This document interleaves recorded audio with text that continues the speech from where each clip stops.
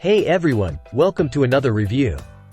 Today, we've got something special on the test bench. The Zotac GeForce RTX 4070Ti Super Trinity Black Edition. This bad boy promises improved performance over its predecessor, but does it deliver? Let's find out. First off, let's talk design.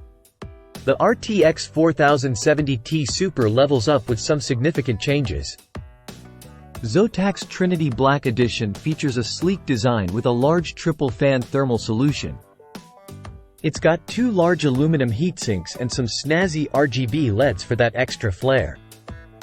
Plus, the backplate adds some durability. Now, let's talk performance. The 4070Ti Super boasts a larger 16GB memory pool and a beefed-up core count. But does it translate to real-world gains? We ran some benchmarks, and here's what we found.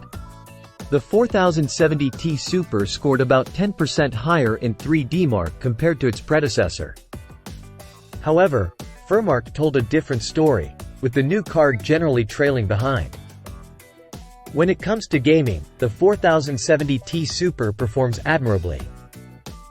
In titles like Returnal and Guardians of the Galaxy, it beats out most of the competition.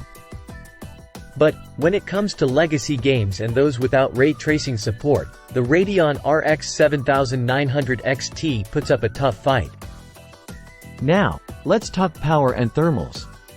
The 4070Ti Super does have increased power consumption, but it's not a deal breaker. Zotac's thermal solution keeps things cool, with the card never exceeding 71 degrees Celsius. So, what's the verdict? The Zotac GeForce RTX 4070Ti Super Trinity Black Edition is undeniably faster than its predecessor, but it does come with a higher price tag.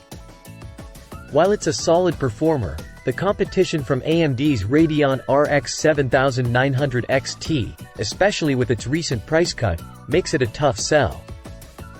That's it for today's review. If you enjoyed this video, don't forget to hit that like button and subscribe for more tech reviews. Until next time, this has been Product Critique, signing off.